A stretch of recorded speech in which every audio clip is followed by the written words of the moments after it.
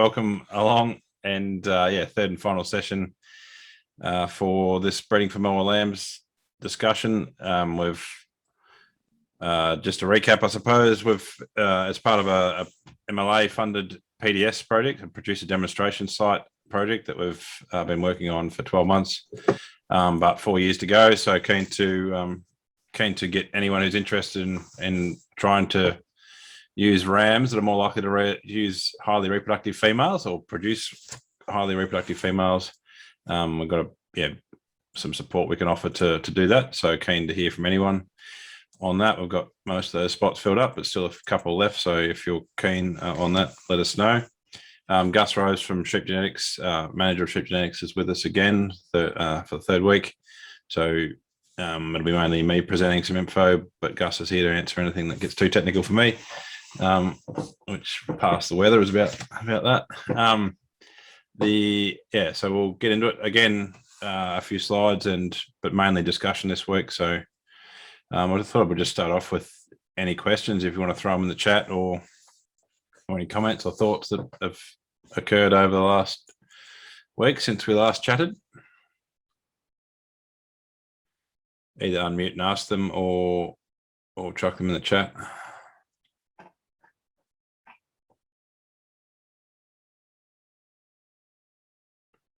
Don't all go at once. Get it organised.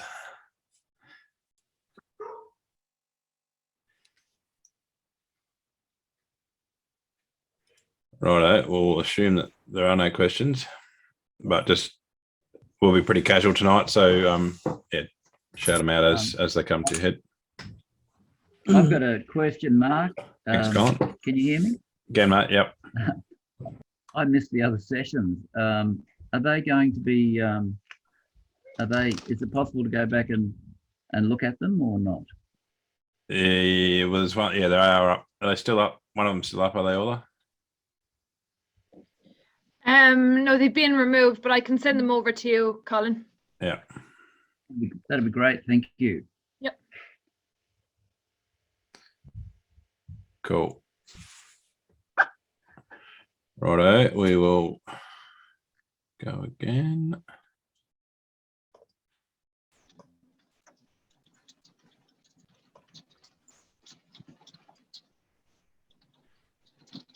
Just in case I'm getting too comfortable, I'll change the way we're going to present this in slides. So hopefully that'll work.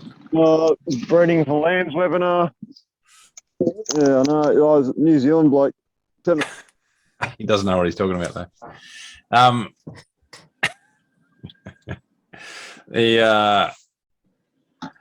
Breeding for more lambs into the third session. There wasn't any questions, so we're moving on. Just a reminder that all the info is if you've got any questions, you can keep asking them under the section Genetics of Repro and Lamb Survival under the hub, the hub.nextgenagri.com. These are all open access areas. These others are members areas, but there's opportunity here to ask your questions, particularly around this project. Go in there and just tap away, and one of us will get back to you. Definitely recommend you get in there and check that out. Tonight we're going to talk mainly about sort of replacement ewes. We started off with explaining the new breeding values for reproduction in Australia, and we'll just have a little recap on them at the end as well. But tonight, and then last week, we sort of, I guess, went to the more practical of if you haven't got that breeding value information, what things are correlated with reproduction, and sort of, I guess, hopefully clearly pointed out that ideally you have got those breeding values available and you use them to select those rams, but it's irrelevant to you if you don't have that data. So what can you do? And we went through that last week. And this week I thought we'd just have a discussion around replacement ewes. And obviously most of the power comes from your ram selection in terms of your genetic change, but there is opportunities within your ewes as well. If you've got any half decent reproductive rate, you're going to have more females born than you can retain. And so some are going out of your system, both as young ewes before being selected as replacements, and then some are being culled out as older ewes for various reasons. So I guess just a discussion around that process really, and things to watch out for, things to look for, things that you can do, I suppose. And each of us will have a different scenario here. But I think, yeah, most of us have got to get rid of some female ewes at some point. Well, we all have to if we're running self-replacing flock. So, yeah, I guess how you go about selecting those replacement ewes is of interest. And yeah, that's what we're going to cover tonight, really. A bit of a summary of what we've covered previously.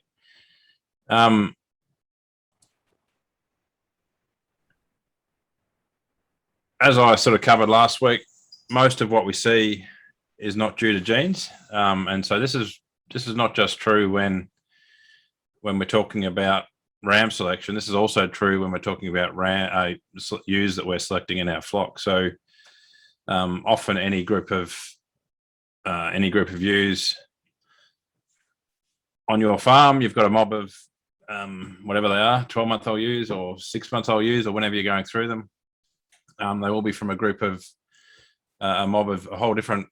There's different rare types in there. Some are born single, some are born twin, some might be born triplet, some might have been born out of maiden ewes, some might have been out of 3- and 4-year-old ewes, some out of really old ewes.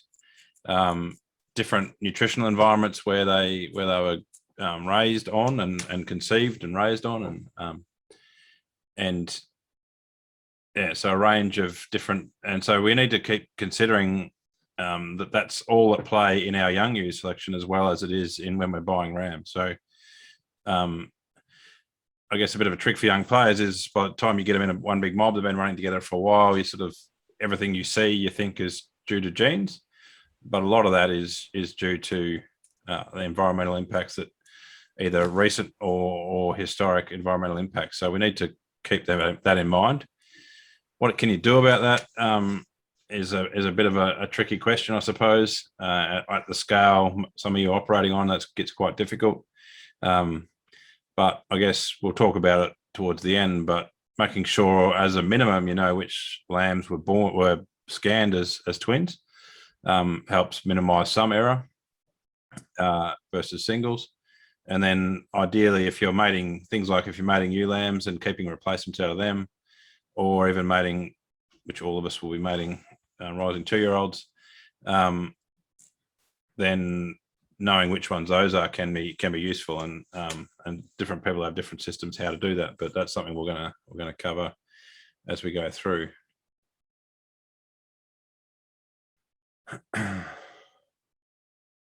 So I've got a bit of data here, and I'm going to just go through a couple of flocks here that just as examples, and sort of talk about, which sort of sums up sort of where we got to last week, really. But also we've got some selection line data, which I'll cover off at the end, which is, I guess, a little bit of sort of for interest sake. It's selection lines aren't necessarily what happens in industry, but they can sort of, they're interesting just as a point of interest. If you just select for reproduction, what happens? This is some data out of Bogroy, which is a farm just out of Omarama down south. And every year they've been classing their ewes based on three different ways. And so the black tags are the heavy skinned, wrinkly, short stapled types. The generals are somewhere in between, and the royals are sort of all the things we talked about last week in terms of the correlated reproduction, the better shapes, the open heads, the better, less skin. And so what we see in that flock, they don't cut any different amount of wool. Or you can argue that the wrinkly ones cut 100 grams more, but that wouldn't be significant. But there's a 37% improvement in scanning just by that phenotypic selection of those animals. And so that won't all be genetic, but it is showing if you get all that, you get those combination right, there is a significant difference in the scanning, and this has been repeated year on year at that station. So it's interesting that we can, by selecting the right animals, we can change the reproductive rate of those animals, at least the phenotypic performance for reproduction, and we assume we get a little bit of genetics as we do that. Any questions or comments on that? We've got another farm coming up. But is that bigger than people thought, smaller than people thought? That's they're all exactly the same age. Obviously, that's just someone going through and selecting the different types.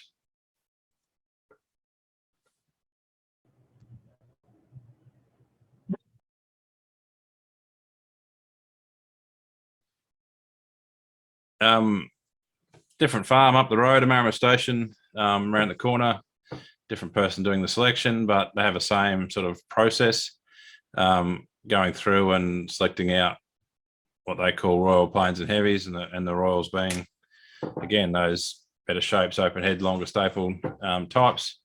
And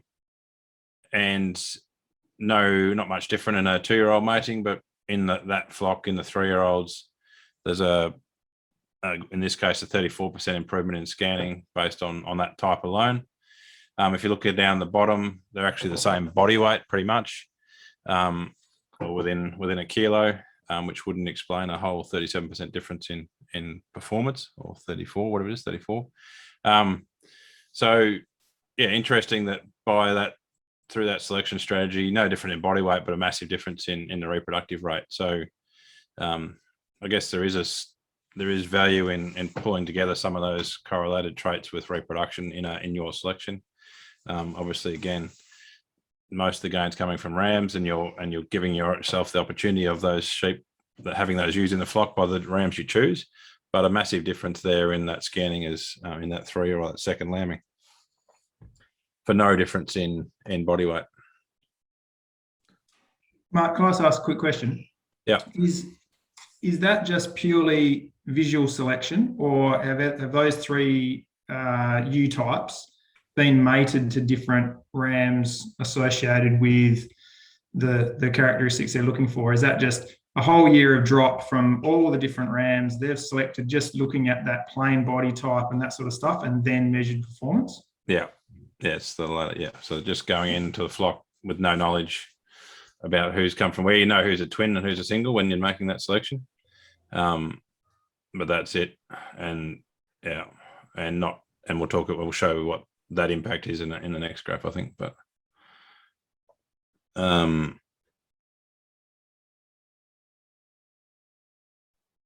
yeah, Daniel points out they've got a massive scan for their body size, which is true, Daniel. That's why you should get a few merinos, mate.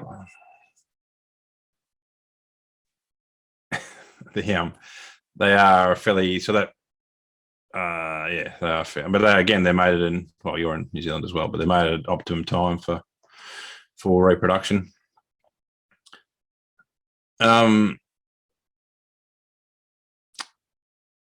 is just looking at that same flock and looking at some at whether they were born a single or twin and what that means within that flock. And again, tonight, this is just going through some evidence of what's happening on farm, just to get the mind ticking over really about things that can be done, or things that are important, or things that aren't important.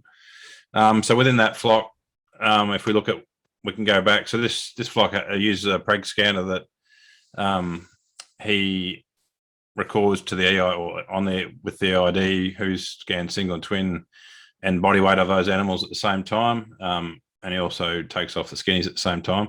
So it keeps him busy. But you get a nice chunk of data out of that every year. And so we can go back and look at the ewes or the lambs that actually were born single and how they're performing. Of those that were born single, this is the weights of the different ones that either, so they're across both groups. Twins, those that ended up having twins were heavier, whether they're born single or twin. So body weight was important, which we know that's true. But when we look at their actual scanning, those that were born twin themselves went on to scan slightly higher, 9% higher. So we can have an impact on, we sort of talk about using the breeding bows, and that's the much preferred way in terms of getting those rams in there. But we can, and this is how historically we've done it. We've found those twin born animals and those that are repeatedly having twins, and we've selected them. And this data shows that you're going to get a slight improvement in your reproductive rate based on doing that. Not massive, obviously, and you wouldn't expect it with such a low heritability. But it does show that that's not a wasted exercise. If you've got some production, if you've got some selection potential, then and you want to improve reproductive rate, then selecting those that are born twin does give you a bit of a lift.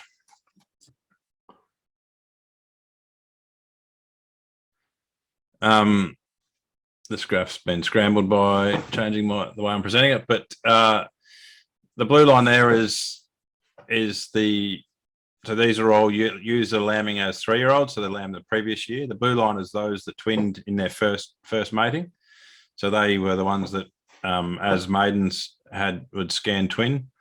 And you can see there that on average they scanned in at 171 as a 3-year-old ewe, or lambing as a 3-year-old.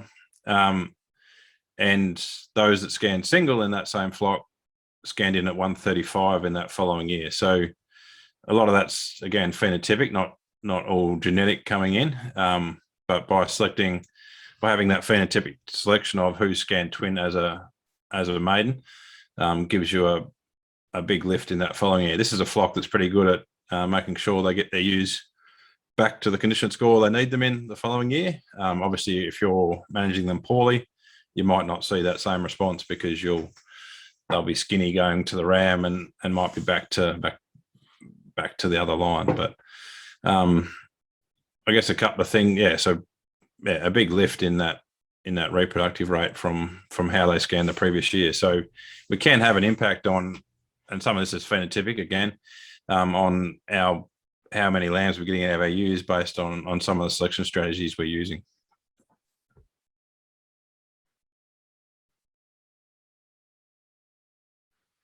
I put this graph up last week and it actually made sense then. The lines were on the right spots, but the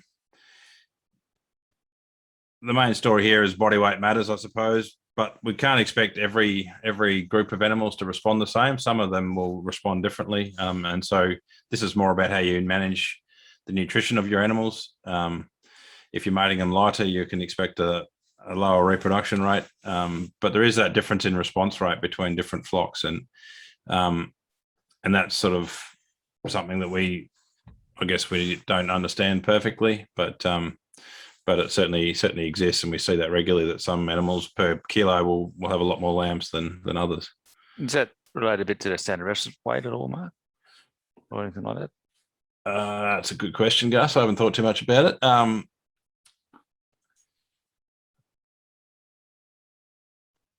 Not sure whether that's, but being linear, you would suggest not. Yeah. And I guess just because we analyze this flock to the nth degree, just had a look through, and there's, I guess in all of our flocks, we've got ewes that are really performing well and some that are performing not so well.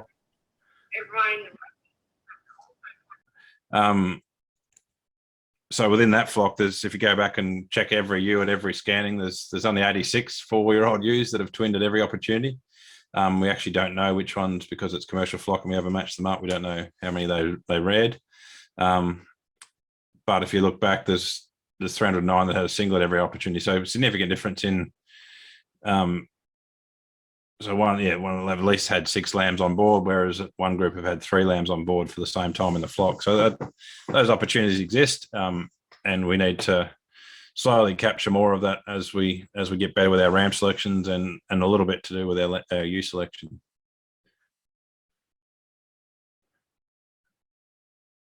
Leslie's asking about ideal body weight for AI and versus natural. I think most of the vets will tell us that they would prefer AI and ewes a bit skinnier, like you're suggesting, Leslie. And that's, I think we've had as most of us who's played in that space know, that it's highly variable, but anecdotally at least, and I guess, and a lot of AI techs will tell you that, if they're slightly under 3, you seem to get a better response to AI than you would certainly if they were condition score 4, whereas Andrew Thompson's work shows that kind of the fatter the better in terms of condition for natural mating, which doesn't seem to be the case for AI. And I don't know, I always put that down to, or I've heard that that's to do with the sort of dilution of the drugs and the hormones and stuff, and I don't know what's going on there, but skinny on a rising plane seems to be a good way to do AI. although we've been disappointed on several different ways of doing AI. A lot of heap of numbers on this table, and Gus might chime in because he was involved in doing this work back a few moons ago. One of the things that is really interesting, and Bronwyn Clark's actually done this analysis on the Merino Lifetime Productivity Project, and I haven't got Bronwyn's data in front of me, but she did present it on our Ed Shepherd conference that we ran just after as lockdown kicked off last year. But one thing that's really important, I think, is particularly in merinos, but in all sheep, is when we're going out there, and if we are selecting animals and we're kind of blindly going through and selecting animals, we have to be careful that we're not accidentally selecting against or for something, or against something we want, or for something we don't want. These are all the subtle. This is an analysis of the Merino Tech flock, which has been going for a long time and measured a lot of stuff and scored a lot of stuff. And it lines up with what Bronwyn found, which was that when you class those ewes, twins get disproportionately culled. So twins are more likely to be culled if you go through as a classer without any information in front of you. And that's kind of, if you sum up all these things, they're slightly lighter, and we know that twins are smaller. They're slightly stronger. We know that, being born a twin or being conceived a twin. You have your follicle density, your secondary follicle development, which occurs in the last sort of 60 days of pregnancy, isn't as much. And so you have lower follicle density resulting in stronger micron. You also, as a result of exactly the same thing, you cut less wool. In this case, it was 140 grams and 0.1 microns. Different flocks, different days, different analysis, you'll get different numbers, but it always goes the same way. Shorter stapled, slightly lower luster, slightly lower crimp definition, slightly drier in the wool, so less nourishment, and evidence of lower density based on looking at the wool. Blockier stables, less defined staples, and obviously those sheep had more lambs because they're born twins, and you got a little bit of a lift there. But all of those things are subtle, but what happens is when you got a sheep in front of you and you or someone you're paying or someone that you're not paying is making those selections, there's a risk that if the twins and singles are running together and you've got a big shiny single that's out of a 4-year-old ewe and had an absolute choice run to life, and that's the one you're classing first, and the next one comes through as a twin out of a maiden ewe that was born a bit later in the drop and hasn't had that same, and you're likely to cull that animal, yet genetically the other one might be the better one, but you actually don't know that. And that's why we use breeding values in our ram selection. But also we need to be aware of the same things play out in our ewe selection. I've actually heard sort of judges of hogget competitions talk about how those dry wool ones in the flock are likely to be twins, and so we just correctively mate them with better nourished rams, yet you can't correctively mate out fixed effects. So we have to be aware that all this is at play. And so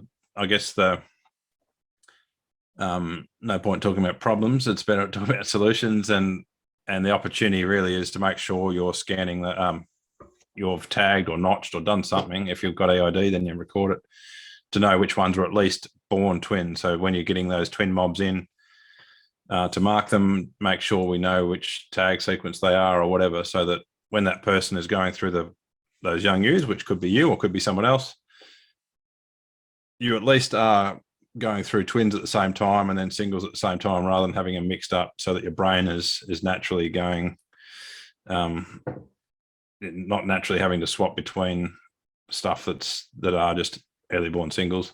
And so, yeah, I think that's one way to get around that, and it'd be interesting to have a look at what that does on an industry scale. This doesn't matter, I guess, if you're not that focused on reproduction, but if you are trying to improve reproduction and you want to sort of everything going in your way, in your favor, then making sure you're not going through and flicking out a heap of twin-born lambs, either at weaning, which some people do. They take a drop off or a cut off at weaning after the drafting race. And then again, at some other stage in life, pulling off some more is has a potential impact.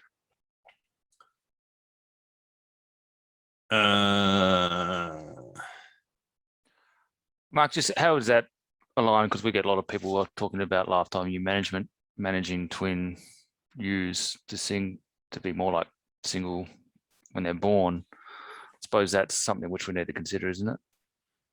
Yeah, but this flock was managed. They weren't managing the same mob. No. So this would be more pronounced in a. So you can't feed away the twin effects in utero. You can reduce them, but you can't feed them out completely. Yeah. So, I mean, our best practice management in a commercial flock is obviously to have twins separate to singles, and that's the only way you'd actually be able to know who's who anyway. And then feed them accordingly. But the result is that you can't actually, some of those follicle setup changes, regardless of how much you feed them. You can't feed a twin to become a single. You can make them better, but you can't feed away that gap. So yeah, so some flocks, this is going to be an enormous gap if they're running together, which you'll never know who's who then.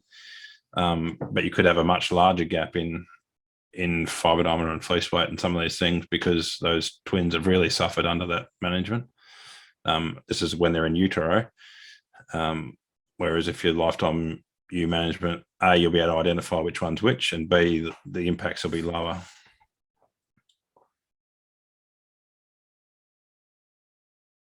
I'm just reading Grant Hive, Elisa's comment.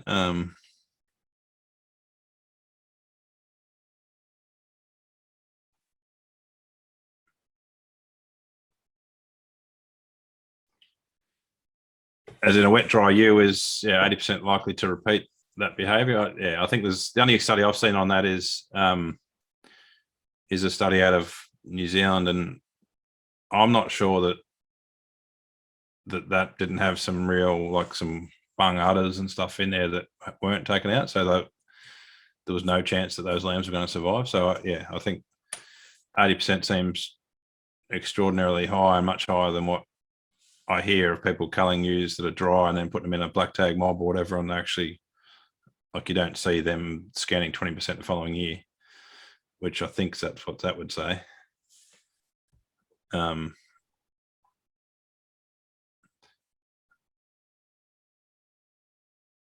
not sure.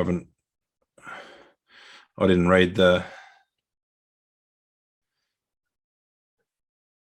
article. I'm not sure what referring to, but 80% seems like a very high repetition of lambed and lost, because that makes culling them a very easy decision, which I don't think that gap's anywhere near that high. Anyone actually measured it in their flock? So that's a ewe that comes in dry, well, scans with either one or two, comes in dry that year, and if people put them, often they'll go into a terminal mob, and those terminal mobs don't run around with 30% lambing.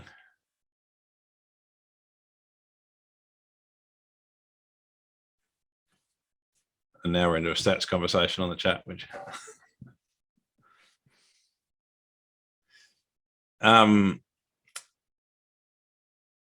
just want to give people an opportunity to ask questions about the new breeding values again, if you've sort of thought about something in the meantime. Just refreshing that you potentially this year, and hopefully more and more as we go, you'll see these new breeding values coming into your RAM catalogs or being available. So just refreshing that CON, conception breeding value, is where the ewe's ability to get pregnant, to basically to get in lamb. That litter size breeding value, or LS, lambs per litter. So if they are pregnant, then this next breeding value cuts in, how many, 1, 2, or 3 lambs. And then ERA, ewe rearing ability, is given the fact they are pregnant, then you go to this next breeding value, which is how many ewes how many lambs that ewe will bring in based on how many she scanned with. So her ability to rear the lambs, that's the trait of the ewe itself, not the lamb's ability to survive. So yeah, just reiterating that the number of lambs weaned, breeding value is that been our old sort of tool for selecting rams for reproduction, but There's a few issues with that. One of them mainly being that, like, we're combining lots of things, and the most heritable in that was litter size. So it was the one that was improving the most or increasing the most. And that's fine for some people who want to do that. Other people are keen to improve your rearing ability or lamb survival, and so breaking it out is a more efficient way of doing that. So again, they're the things that you can be asking for this year. Most people, if they've been recording the right things, they'll have them available to. They might not be in the catalogue, but you certainly would be well worth, if you're buying rams from someone who does record good reproductive data, then be worth contacting them and getting them to send you a spreadsheet of those breeding values, or jump on Sheep Genetics and find them yourself. Either way, whichever way you would prefer. I'll just stop sharing this slide. Any questions on any of that?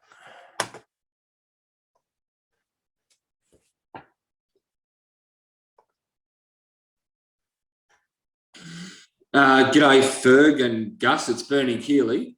Yeah, Bernie.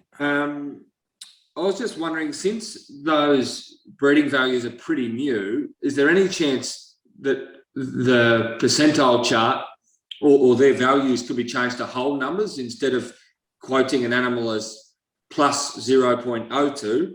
Could it be like number of lambs weaned and the animal is just plus 2 for conception? Yeah, it's a good question, Bernie. So in number of lambs weaned, we did exactly that, and we presented these as our real values, I guess, because one ewe only has so much lambs extra that they give birth to.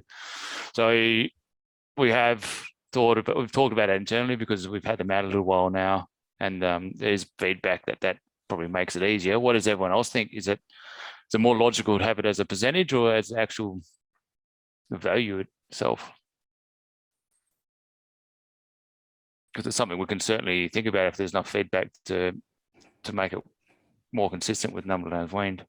I guess from my point of view, they're pretty low numbers as they are, like 0.01 versus 0.02. If they were whole numbers and you put a few more decimal places in there, it was, one could be 1.4 versus 1.6, and you're rounding them to 0.01, 0.02. It's a bit hard to judge. Yeah, sure. In the chat, Mark said that he prefers percent as well. I know, Mark, you put it in your own software. You've made that transition already. Saw that on Twitter. What does everyone else think? I mean, I think it's a fair point. Whatever's easier to get adoption from people using them and make it more clear. I guess the most important thing is that people understand what it means as well. And if people are struggling to do that now, then we need to make sure that they can. I think the units that people are used to seeing are scanning at 130, so they're used to that whole number, that whole percent. So They used to talk about lamb percentage in the pub. Yeah. So it's still the same. Then it's in the same units as pub chat, which is always good. You don't have to argue about middies or schooners. Yeah. But we're geneticists, so we like things to be precise and not necessarily that practical in real life. It is still precise, isn't it? You don't lose any Well, precision. that's true. Yeah, it's multiplied by 100. Yeah. I guess precise in a definition. Is there more decimal places available though? So at the moment, when they're 0.01 and 0.02 and 0.03, if you multiply it out, doesn't that give us a little bit more accuracy in terms of making a judgment call? Because you can go 1.15 or 1.25, or at the moment it's 0.01. Like, you'd not be a lot of data there. But then you'd be interpreting it at a scale that was not recorded, so it's probably not. That's not very like if you're getting down to a decimals of percents, the data's not recorded at that level, so it's, I don't know. That'd bring in. You mean when we analyze it though, or when we present it? When it's presented, like I'm just saying, if your factor is very low, like you're out to 0.01. So on ewe rearing ability, or 0.02, are those animal, is that 0.02 animal twice as good? Or, you know, or are we just adding it on? Or what, how do you expect people to then take that information and make a call? 0.01 and 0.02 don't seem a very big difference compared to if you factored it up a little bit. Yeah. So, and urinability is a ratio as well, so that's a little bit trickier as well. So it's not like the percentage. So that's one we'd have to think about how we'd present, because it's the extra lambs which are weaned per lamb which is born, essentially. So it does make it a little bit trickier. But it's certainly for litter size, that's something which we could do. I don't know, how did you present yours, Mark Mortimer, for urinability?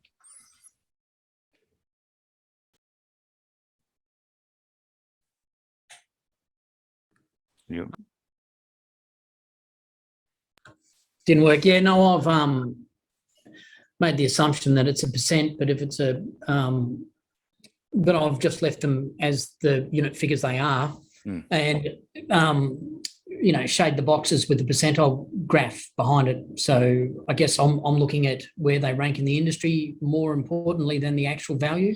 Yeah. Because when they first come out, the values themselves don't mean anything to me, because I don't know what that, you know, I don't know if 0.3 or 0.6 or what is it good or bad or indifferent. So I guess I've been viewing them so far as where they rank, you know, top 5%, 10%, 50th, 90th percentile. Yeah, sure. But I guess that's where we get back to the argument of why don't we have it as a percentage, other traits in particular, because that's what we're more used to seeing, which, but then again, like you say, it doesn't matter much if it's in the bottom 5%. Yeah, I mean, I'd prefer they were expressed as percents. But if you do that, then you've got to work out what you're doing with fleece weight as well. You know, how you display it, you know, having a percent symbol with it, if it is a percent, becomes very self-explanatory, whereas at the moment we're just rolling them out as numbers and assuming people understand what it means. You know, whereas fleece weight's obviously the odd one out. It's not expressed in the trait that it's measured in. Whereas at least with the reproduction traits, it's if we vote tonight, we can fix that, can't we? Executive decision. Over the years, Ferg, I've had quite a lot of these votes, and it's still the way it is. Yeah. That's a little bit wishful thinking. Cool. I guess no, it's all right. I was going to say also things like fat, understanding fat and muscle, that they're also corrected for live weight. So it's not exact millimeters that you get, it's the relativity to live weight. So things like that, it's important to understand as well, isn't it? What the actual trait is. You know, can we generate a symbol that means ratio of live weight? So, you know, typically Micron has got that M and that funny little U with a tail on it is accepted as a micron. That's the symbol for it. Is there any reason why sheep genetics can't come up with a subscript that indicates a ratio to something? Yeah. So that, you know, if we explain it and people understand it, we're all good, which is probably a good thing, you know, because it's not really displayed in the trait that it's measured in. I mean, it is, and it's a fine line. I don't know, we're adding more stuff, but maybe a symbol that indicates a ratio to body weight, that would be fat and muscle scrotal circumference. There are a few of them. Yep. I'm in New Zealand. We've had various survival breeding values for quite a while. I've just had a look through my size summary, which was December last year. So my best ram has survival direct, which is a bit different to urea ability, but it's survival direct anyway, of 0.06, and my worst one is minus 0.02. So both quite small figures. That translated in lambs on the ground to about a 95% survival rate for the best ram and about a 55% survival rate for the worst one. So they look like pretty small numbers, but pretty big impact lambs on the ground. Here, there's slightly unique flock because we scan well into the 200s, but small numbers lead to big differences on the ground when it comes to survival figures. Yeah, and if we presented those numbers as whole figures, and people could see, you know, plus 20 to minus 20, it'd really drive home that difference. Cool, good discussion. I just thought out of interest, I'd show a couple of graphs from a flock in South Africa that's been selected for reproduction since 1986. So again, selection lines don't always tell you what is going to happen, but they are interesting in the sense that this fox has just been selected solely on, started off just rearing twins, and then I think about a decade or maybe a little bit longer ago went to a number of lambs weaned equivalent. So went to a breeding value rather than just the raw twin selection. So that sped up their gain a little bit. But because they had a pretty controlled flock, they were making good gains anyway. But I just thought it was interesting. So two lines selected since 1986 for the same thing. Basically, how many lambs come in, and a few different papers have been released recently, which has been interesting. This is their mortality at 3 days within. So these are the higher selection lines. So these ones have been selected for improved reproduction, which is incorporated survival plus reproduction. And this is the low line. So this is a chill index. So we talked about chill index, I think, or maybe it wasn't this course, but these are the days where you've got rain. So chill index is a combination of wind, rain, and temperature. So we know what kills lambs. Neither of those on their own kills lambs, but we know you get a combo, and it does. And so interestingly, that by selecting for just reproduction, which has included survival, these lambs are much less, I guess, susceptible to those colder lamb killing days than the low line. So that was, just an interesting fact, I guess, data coming out of South Africa. These are merino sheep, I should have mentioned. But interesting, over that time, we've got quite, I guess, lambs are sort of dying at 35% under those cold days, which is you'll see plenty of that occur at these sort of colder days.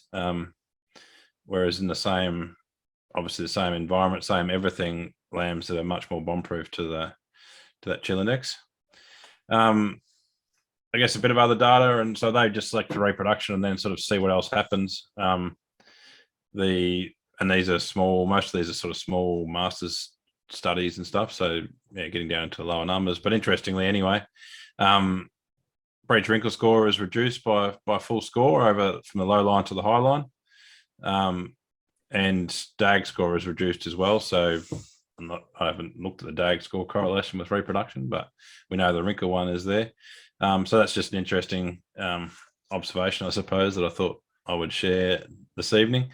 And obviously, if you get lower breech wrinkle and lower DAG score, it takes you less time to crutch them. So anyway, so they've obviously become a cleaner animal by selecting for reproduction. This is probably bare area that's coming into it, but that hasn't been reported. And then the final graph out of this was one other thing that's happened is that they lamb a lot more quickly. Those high selected lines, the ones that have been selected for improved reproduction, lamb in less time than, so from starting lambing to expelled lamb, it's a quicker process in those high lines than in the low lines. So anyway, that's just three interesting graphs, I thought, based on whatever that is, 35 years of single trait selection, which no one's going to do, but it does just sort of, I guess, if you just select a one trait, you get to play out all of the correlations and see what they are or not. Yeah, I just thought it was an interesting observation, and it's a flock I'd like to go and visit one day just to see what the sheep look like and what other things that are in the data that we don't get shown. Unfortunately, there's relatively small numbers in this selection line, as is usually the case. But I just thought we'd share that this evening.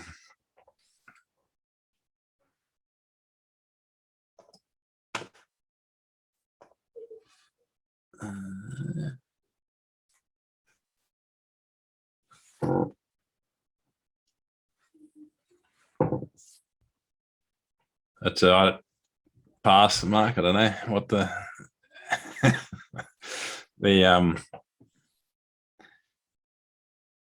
I don't know what the relative comment. I don't know what the relative correlation between wrinkle and AMD and AMD to repro. Which one wins on that on the weightings, but I think the fact that when it's across all, it's rams, ewes, lambs, wrinkle tends to be detrimental. So there's a bit more going on than just correlated with AMD. Yeah. Anyway, good question, which I don't have an answer to, but none of us do, so that's good.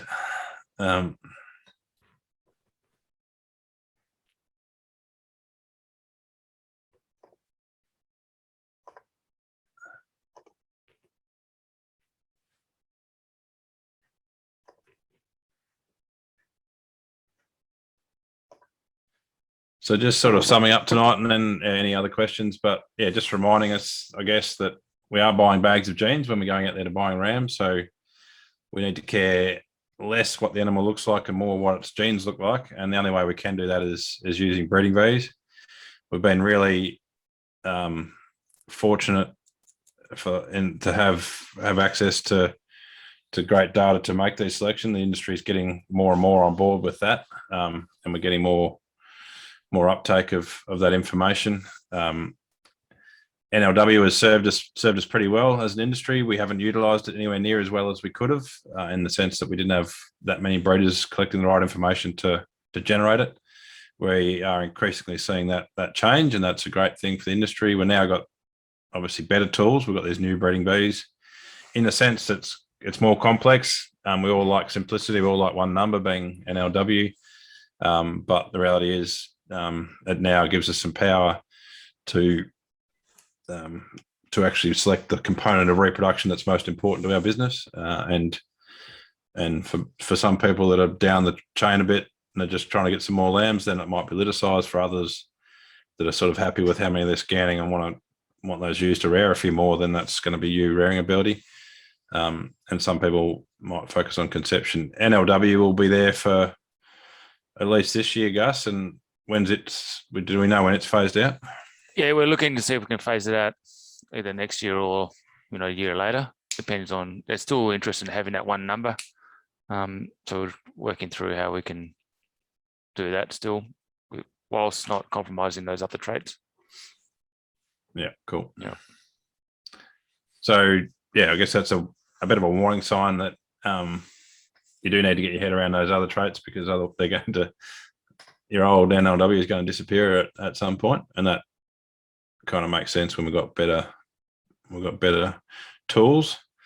Summing up a bit, I guess, but I guess one of the quotes I use a bit is if you can measure it, why would you guess? And that's kind of sums up my thoughts around ram selection. If we can use good data to help us select the right rams for the job, then why would we sort of use guesses? And so that's about which driveway you go up to get your rams, about which rams you select when you're there, and about the discussion you have with your ram breeder around the data that you've got available to you. You're in the box seat. You're the person with the credit card or the checkbook or the FPOS. And so having a really important discussion with your ram breeders. We're into the heat of ram selling season pretty soon or now. And so, yeah, I really encourage everyone to have a good discussion with your ram breeder about the traits that are important to you, and keep having those discussions so that A, they understand what you need, and B, you've got a chance of getting what you want.